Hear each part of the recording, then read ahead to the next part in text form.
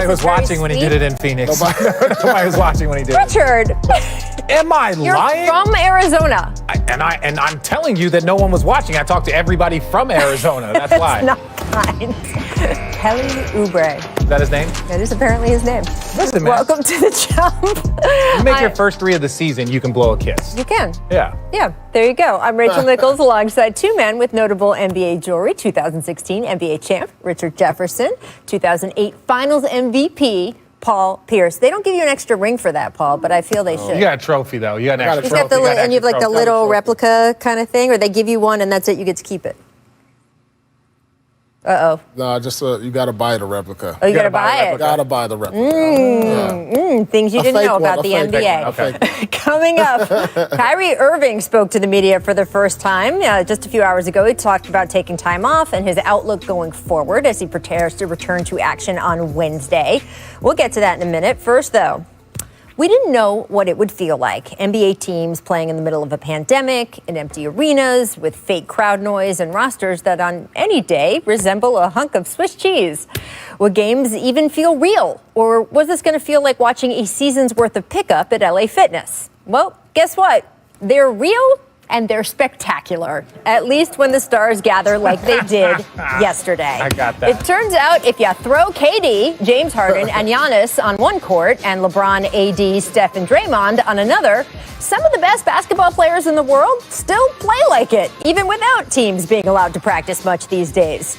Exhibit A, Curry, finding the basket here. This was nice. That wasn't a foul. Finding Draymond on the pick and roll there. That was a travel. Like all the times. That was a foul. That was a travel. And then finally hitting this banger monstrous. from 28 feet. There's no hate here. A minute on the clock. That's absurd. Right? Over the defensive player of the year? Come on. What year was I don't know what's more impressive, that shot put the Warriors up by 5 after they've been down by 19 early in the game, or that the 6'3" Curry hit that over, as the guys here point out, the outstretched arms of Anthony Davis and his 7'6" wingspan. It was just vintage. Curry would finish with 26. Golden State as a whole appeared to be figuring something out about its rotations. A tweak in substitution patterns certainly seemed to help Kelly Oubre, for one. Still, the Lakers had the chance to win the game in the end. Instead, LeBron passes to Dennis Schroeder, who flings the ball in, I guess, the general direction of Alex Caruso. What was going on? A mess ensues. A timeout managed to reset things with 1.7 on the clock. All LeBron could do, launch this 3 that does not fall. All in all, it was not a flawless display of basketball. The Lakers in particular got sloppy. Neither LeBron nor AD ever really got going, and the officiating was a topic of conversation throughout. Yeah. But it sure was fun, as was the Nets-Bucks showdown earlier in the evening. If this in fact turns out to be the Eastern Conference Finals, you can sign me up for 7 games. This one had 20 lead changes, including 8 in the final 5 minutes alone. Giannis had a strong game overall, finishing with 34 points, 12 rebounds, and 7 assists, although the Nets took the book on defending him to an extreme. You know how most teams give Giannis space from deep? Well, Brooklyn gave him basically an entire county, averaging 15 feet of pad, the most any player has been afforded from 3 since Second Spectrum began tracking this stuff 8 seasons ago. Now, the Nets were much more physical with Giannis otherwise, though. Check the little shove there from but Durant. he initiated that. He stepped in front of somebody. I'd be mad if I was KD, too. Harden, meanwhile, finishing with 34, including hitting that little shot to put the Nets up 1. He also had that driving floater. Giannis would answer with a 2-handed putback, a little authority there. But it was Durant who would have the last word, draining the go-ahead 3 on a pass from Harden. Look at that. Afterward, both players discussed why they seem to be meshing together better now than even when they played together in OKC. We were young in Oklahoma City. You know, we're grown men now. You know, we know what we want. We really know the game of basketball now. You know, we're not those young guys that just run around and want to just shoot and dunk all day. We've been through a lot in this league, experienced a lot, and for us to bring it together now and combine what we've learned over this time and try to play great basketball, I think it was pretty seamless for us. Yeah, it is nice when the NBA looks like the regular NBA, with fans screaming and arenas full of energy and players who can take the court each night without someone sticking a Q-tip up their nose 3 times a day. But as we saw yesterday, anyone who tells you what's going on this season isn't real basketball is missing just how much spectacular there still is to see. So we will get to Kyrie's sound in a moment, but from last night's Nets win, Paul, what was your biggest takeaway? Man, this is scary.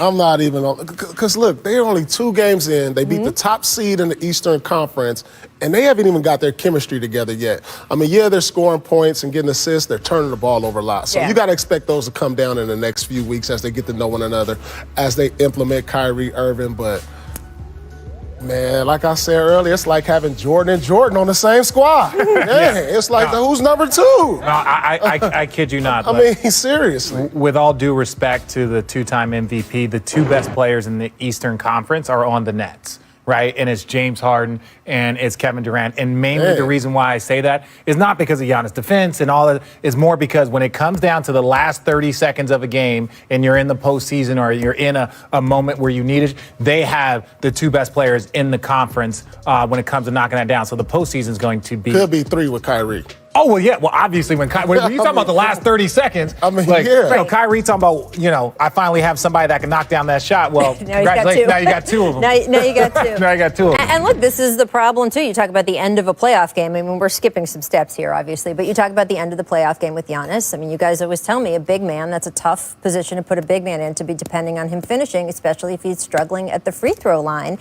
And we saw Giannis was better at the line last night. He had that game against the Mavericks the other night where I think he was 1 of 10 for the line. But his free throw shooting overall, guys, this season, he's at 59%. 4 years ago, he was at 77%, and it's just gone down every year since. Well, pressure, like when people talk about pressure, a lot of times it rears its head in different places, right?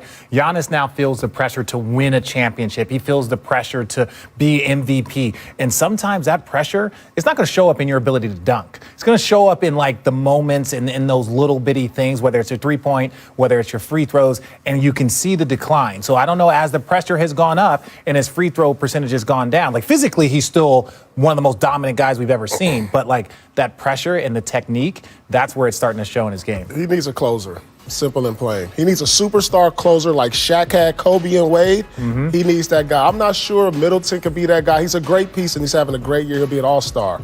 But we saw how they struggled down the stretch. And if Giannis can't make free throws or hit perimeter shots consistently down the stretch, then who's going to be that guy? And that's why I just don't have faith. Regardless of Milwaukee Bucks, they may finish first in the conference. I just don't have faith in them come playoff time because of that. And look at that shot. Now, this is the thing. Milwaukee Bucks fans, we're not saying that your team isn't great. We're not saying that you can't get to the conference finals. We're not saying that you can't win a championship. You guys are just talking about the most elite level. These guys are champions. They're talking about that nuance of the most elite. That's what you need to Well, let's just say the last 2 shots, right? The last 2 shots of that game were taken by Chris Middleton, who's a very, very good player and all-star.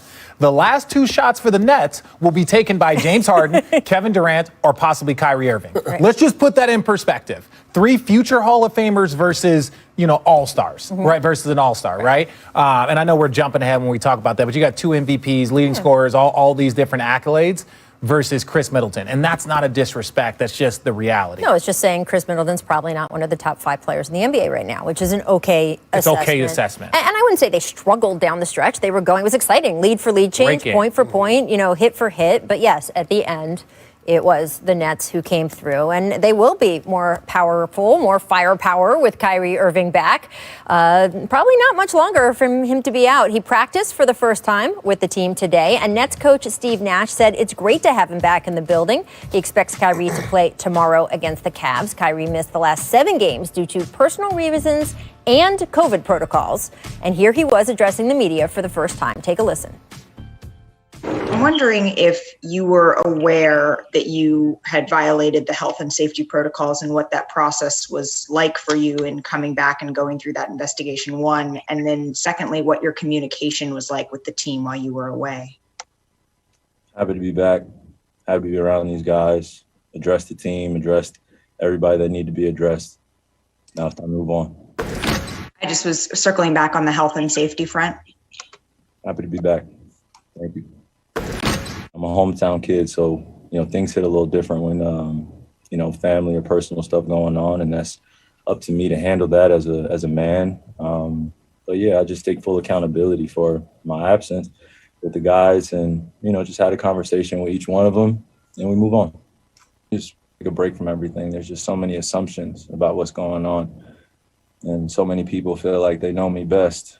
And they have no idea who I am, nor what I'm about, or what I stand for, or even attempt to take the time, or even for me to invite them to take the time. So it's a two-way street. And when things become overwhelming in life, you just got to take a step back and realize what's important. That's a big thing. I just want honesty. And in order to be honest, I got to be honest myself. And that's the first thing. So I know I can talk in circles and I know all these words get used, but I'm just being honest here. It's been a lot to balance. And now I called for help.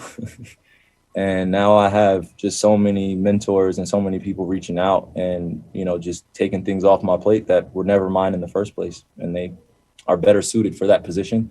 So I'll play my role on this big team of changing the world and others will do the same. So pretty expansive there at the end. Richard, what's your reaction to Kyrie's comments? Well, look, people, I actually got criticized when I said I hope he gets whatever, emotional, whatever, mentally, whatever help he needs, whether it's a lot going on and he needed to have mentors, people reach out to him, people check in. I said that a couple weeks ago. You said that on the show a couple days ago, yeah. Because it's more of like, hey, if Kyrie needs some time, we all get overwhelmed. And athletes it's literally the only job where you don't just get to be like, hey, I need a couple days off. Now I understand the money, I understand the months off, but if in the middle of the thick of it, you're dealing with something and you need to take time off, shout out to, Kevin Love and DeMar DeRozan that have really talked a lot about, dealing with their mental health. And so whatever he needed, if he got what he needed and he now has an infrastructure that will allow him to deal with it, good for him. I'm glad to have him back. Yeah, it was good to just see him smile. Yeah. Just to have him back. He's one of our game's greats. And, we all go through our trials and tribulations. And the only thing is, when you go through these things, it's about the respect of the organization and your teammates. The constant, because when he first went away, there was no communication. Nobody knew what was going on. That's what your teammates, that's what the organization is there for you to help you in those times. I know you have family, they can help you also.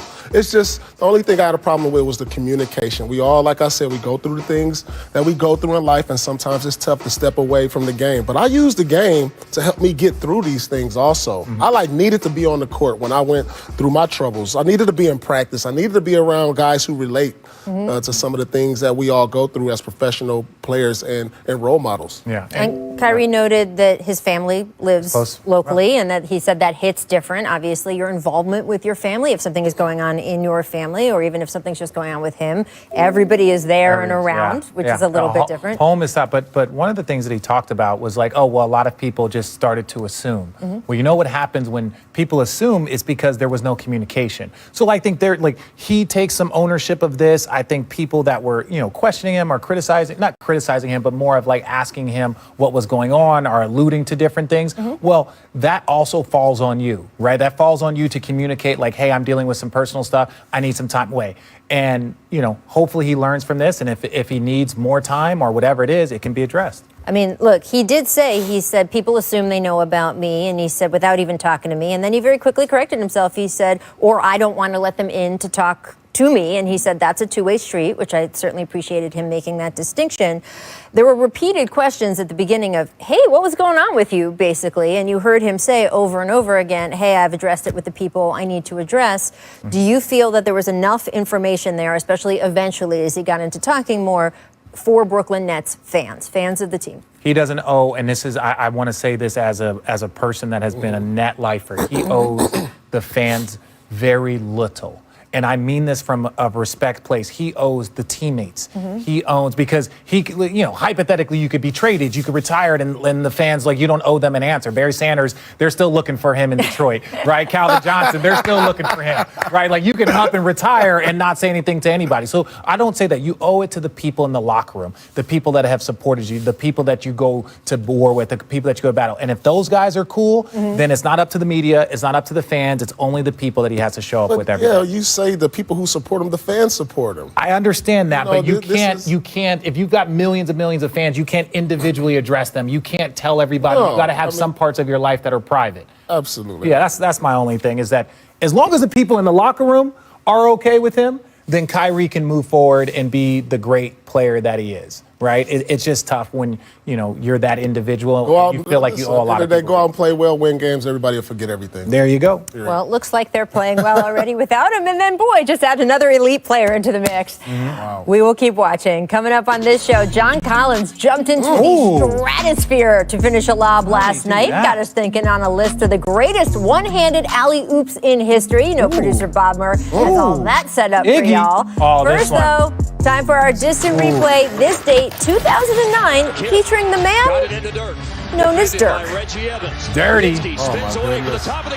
Oh, my goodness. Look at him. Somebody threw the ball. Is that my guy, Antoine Wright? What was your time playing with Dirk like? He was just raw. He was amazing. The dude was 56 years old and still worked out every single day for hours. And very funny. And hilarious. It's underrated how funny he is. Hilarious. Derek Jones Jr. Ooh. Getting way up to block Oh, the shot. wow. Look out below. Right? Oh. So, Ooh. does Jones remind you of slam ball, Richard?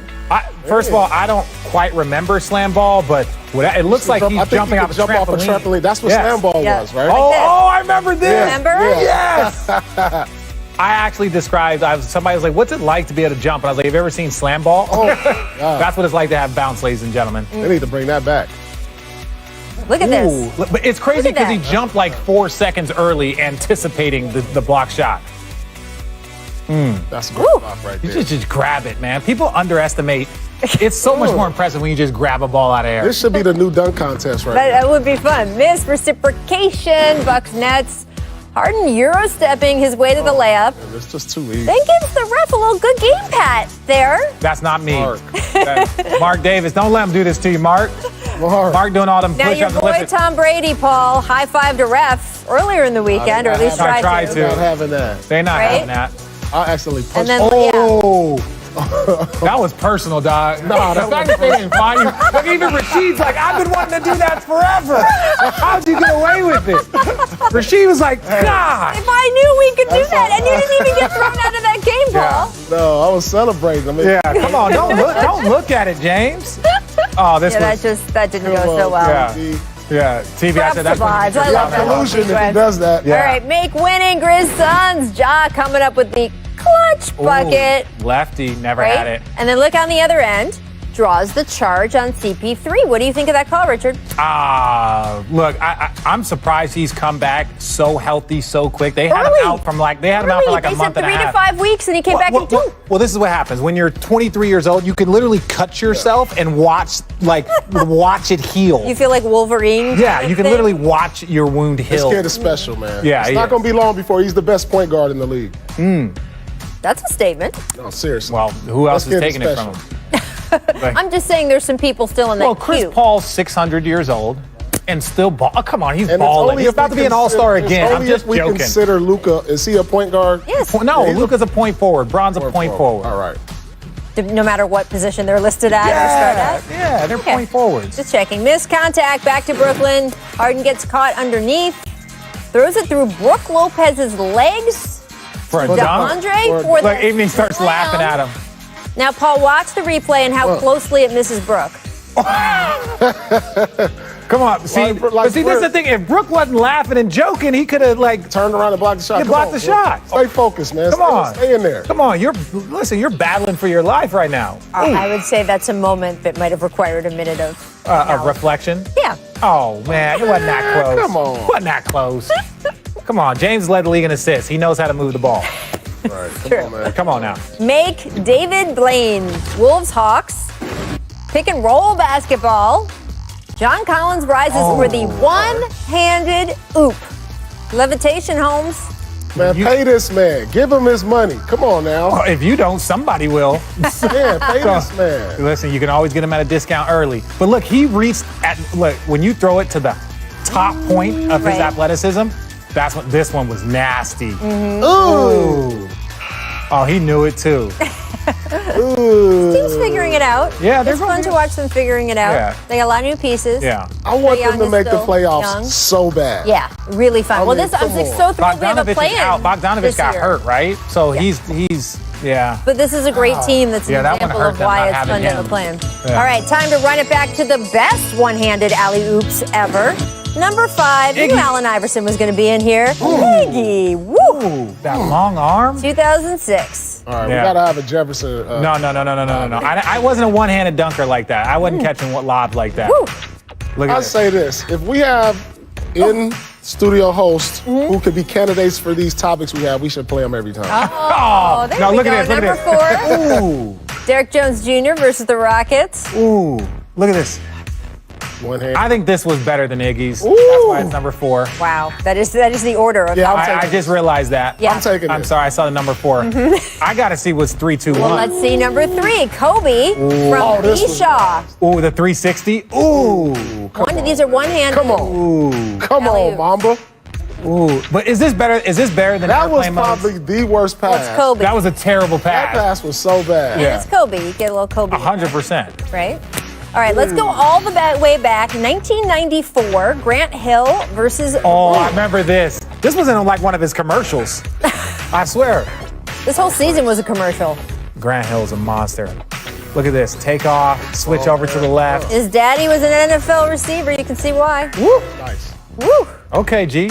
Number 1, 2000, Oh, yeah, this- Vince Carter Ooh! versus the Clippers. I forgot all. Hey, look. Look, Hey, people, that's all the it. people that were talking trash, it. there were people talking trash about us because we were talking about Zion lost his hops, right? Like, look, Vince used to do this 3-4 times a night on everybody. Zion has that athleticism. Okay, what was the point in playing with Vince where you just like stopped being slack-jawed and paused? Never. You just every time. No, because it was like I grew up watching him dunk. Yeah. And then I was like, oh, I could dunk a little bit. Then you see Vince and you're like, nah, I can't. That's another. You that's grew another up level. watching him? Well, yeah, You're when not I was- that much younger than him. I was in high school watching him in the Final Okay. Four. There you Then I go. was in college All right. watching him win the dunk contest. So when I Right. say I grew up, it's like 16, 17. When Richard was but a wee lad. Man. Coming up, the Warriors rallied to an impressive win over the Lakers last night. We hit a little at the top of the show, but we'll take a deeper look. What can Golden State take from this win moving forward in what is a very deep and challenging Western Conference? The Clippers on January 8th, Steph described post-game what a performance like this means to his team going forward. It's just a step in the right direction, but we have to be able to put a couple of these together in a row. And they're all learning lessons in terms of the caliber of team that you're playing at that, at the top of the West that's been established, has been there before, and, good measuring stick for us. So 7-6, we're obviously, in a good position, but we have to be able to put a couple of these in a row to really prove that this is who we can be and who we are. And, that's the challenge in this league every night. No matter who you're playing, you got to really fight for a win. Richard, it's your old teammate, Steph Curry. What do you think the significance was of this win for Golden State? Well, just really quickly, right? Let's look at their record. If let's say hypothetically Clay was playing, that's a 10-3 team, right? Like, I know. I'm just saying. I live in the real world. No, but I'm saying but the 7-6, like this is kind of right where they should be. They should be in that 7-8 spot, and if they were fully healthy, they could be at the 2-3 spot. So I'm glad, but for a while they weren't playing like this. This is a team that's very capable of beating anybody on a given night. The lesson that I think they learned here is that they have so many young players, and as long as they keep fighting, if they can stay close in games, the last 5 minutes, now you have Steph, now you have like the guys that can really close games. So it's just for them, they got to keep it within a range, like in that last 5 minutes. I really believe that the key to this team is Oubre. Because you know what Steph is going to give you. Wiggins, he's somewhat starting to be more consistent. But Oubre, if he can give them consistent numbers between 15 and 18 a night, this team is going to be dangerous. He does all the little things. He can guard your best player. He's a slash. And if he starts knocking down some threes consistently, then that's what's going to make the Warriors scary. He has to go back and look at this game. And this is what you take from this. Like, Oubre, if you become a consistent player for us, we're going to win a lot more games. And look, Steve Kerr has gotten a lot of questions about possibly shifting the starting lineup. He has not wanted to do that. But he did make a change last night in the substitution patterns for Wiggins and Oubre and basically gave Oubre more space without Steph on the floor, more opportunities to have that. Do you think that that's the kind of thing that can get him going more? Yeah, absolutely. And you're always going to go back to, hey, we just beat the defending champs. Now, I know the Lakers didn't look like their Lakers selves, but it's a start in the right direction. It gives them confidence. So, Oubre, if you're watching this, look at these tapes. Stay aggressive. Both ends of the court. You can bring this team a lot of wins with just your energy and your consistency on the offensive end. And so hopefully this is a sign of things to come, and Steve Kerr can put them in positions to where he could be successful. Yeah, and don't try and prove anything. Like, we know, like, Kelly Oubre didn't start off the season shooting well, but you are a slasher that can shoot. You are not a shooter that can slash, right? No, there's a difference, No, right? that's true. There's a very big difference. So Right. continue to slash, continue to get dunks, continue to do all the things and shoot free throws and do all the things and play defense. You do those things, then your jump shot is an addition to what you can do. Don't go out there and be like, oh, I'm 0 for 6, and now you're not slashing, now you're not dunking, now you're not playing defense. Right. Once you change your mentality from that space, that's when I think Kelly Oubre can become more consistent, because he's not worried about that, because that's just an addition to his game. All right, I want to move over to Houston. Let's get to Victor Oladipo. Impressive in his Rockets debut last night. Dropped 32 points, 9 assists. Did lose to the Bulls. Victor sounded much different, let's say, than just James Harden did after his last Rockets game. Take a listen. Our better days are ahead of us, definitely. Not even close, honestly. Our better days are ahead. Everyone just stay patient. We're just not good enough. But our better days are ahead. This is only the beginning.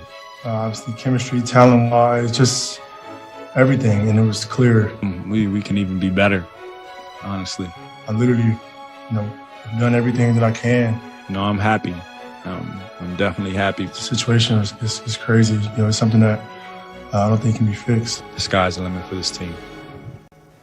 Yeah, thanks. So two very different assessments of the Rockets by two All-Stars. Now, I will say, James, what he's looking for to do at this point in his career is win a championship, and that is his line, whereas Victor is looking to refine his form and play well and compete, and obviously advance deep into the playoffs. And I am not saying Victor doesn't want to win a championship, but it is a little different situation. Those are definitely different on both sides. But check this out. When I get rid of James Harden, I'm happy to see this type of performance. Yes. A guy that I can say, hey, Victor Oladipo was an all-star in this league. Hopefully he can regain that form. But you come off that superstar, you want to see something in return. And he showed him something last night because you have Wall. He's going to come back. You're going to have he didn't play last night. DeMarcus Cousins. Hopefully he can give you something. So, ceiling for this team is playoffs, which I don't think this year they'll make. But when you get an acquisition like that, then you're happy with what you got in Oladipo. At the end of the day, like, you wanted James to be there. You wanted all the things to work out, but it didn't. But the good news is when people show up with the right attitude and the right mentality, it's like, okay. All right, it doesn't matter what our future is or where we're going. People have the right mentality. People want to be here. People are excited to be here. And Victor Oladipo is talented. They have a lot of talent on that team. They can make the playoffs. Like you said, I think that's the ceiling for this team. Whether they do this year with all the changes, it might be difficult. But look, They've got a lot of currency. That's what they called it, currency. Our researcher, Michael Schwartz, it felt like he was like a beautiful mind moving all of these around on the table here.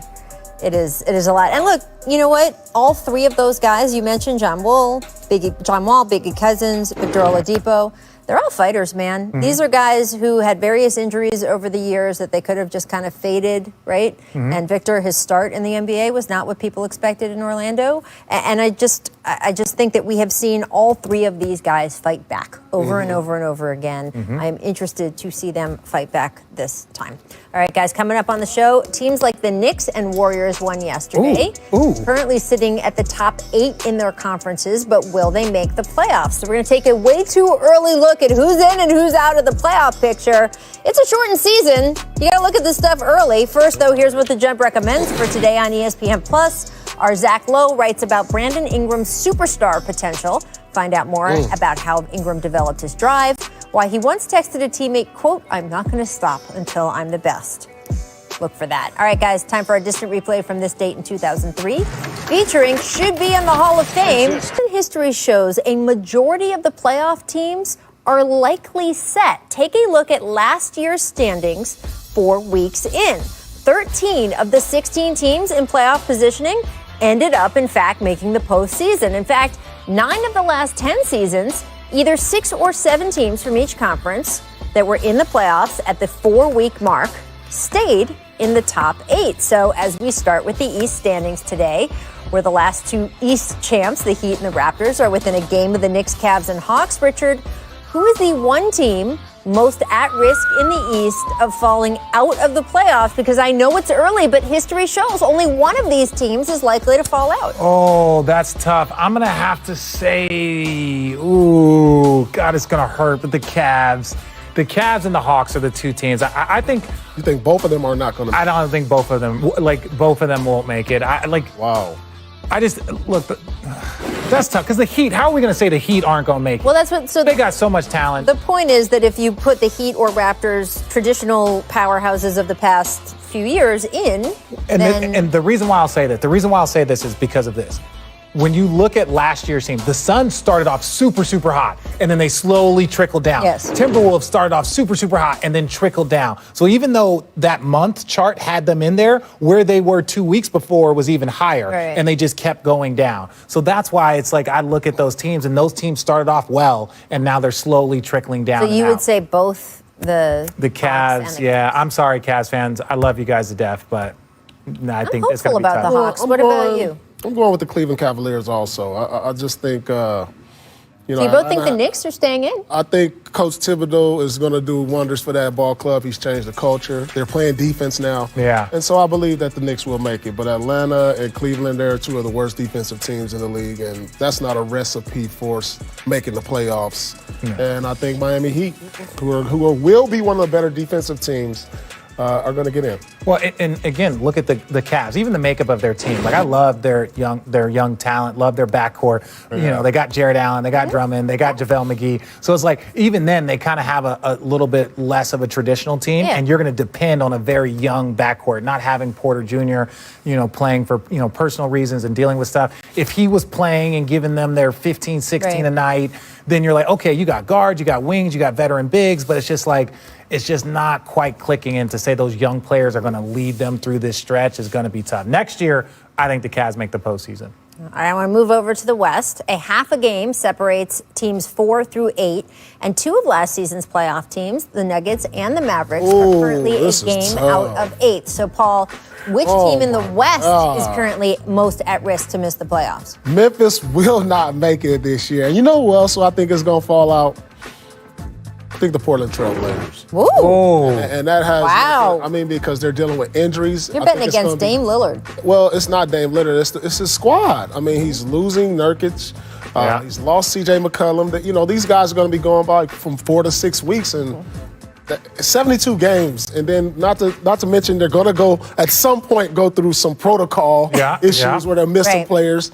And so I can see them easily falling out in Denver and possibly. Are we doing a play-in again? They're doing a play-in. So they are doing. I will say this, and that's where the Blazers may be able to do exactly what they did last year, which was make a push right there at the end. If they are whole health-wise toward the end of the season, again, the teams that are in the 9 and 10 spot will have a chance to at least be in the mix for a playing. Look, can we talk about the Nuggets, though, for a second? Yes. Jokic is having an MVP season, right? He is first-team All-NBA. Or MVP consideration season. MVP consideration. Thanks, Rach. I'm just kidding. He's having that type of season, and they are. Is he your MVP right now? Well, okay, look, to your point, yeah, like you said. But, like, the fact that they are where they are at, like, I understand that you want to push, but, guys, they had gone further and further and further every single year, got better every single year, and now you're not even in the postseason a month in. There's some things there that need to be addressed and need to be changed and need to be tweaked because you shouldn't be here at this point in time, not with that roster, right? If you were hovering at the 6-7 or if you were hovering at the 4-5, but to go conference finals to out the postseason or out of the postseason currently with a month in, something ain't right. Well, you know that team. You played on that team or you sat and watched other people A lot play of watching. On that team. And this was a team we expected to have at least a degree of continuity. I know the Jeremy Grant situation, but they have young stars they've been developing. What do you think is happening? They're not that young anymore. I'm just saying, when you're in your second contract and you're a year and 2 into your contract and you have all NBA guys, first teamers like Jokic, who I still think is the best big in the league. He's better. I think he's better than Embiid. Okay. And so when you have all of that, there's no excuse for that. Their defense isn't great. I think you have young players trying to make jumps still. I think Jamal Murray, I think Porter's trying to make jumps. And so, there's a lot of, bowl, like ones, there's just a lot of stuff going on, but they should not be where they are right now. I really think Kevin not having Porter Jr. is really hurting this team. He Michael Porter Jr. Michael Porter Jr. Yeah. He gives them athleticism and size, a stretch four. The guy who's slowly turning into a star in this league that we saw in the playoffs, and I really think it's hurt them early. Yeah. All right, guys, before we go to break, I want to recognize reigning WNBA MVP Asia Wilson. She was honored by her alma mater, South Carolina, awesome. Monday with a statue on campus. She was a 3-time first-team All-American during her 4 years in Columbia. And during the ceremony, Wilson noted the progress from when her grandmother lived just outside the university.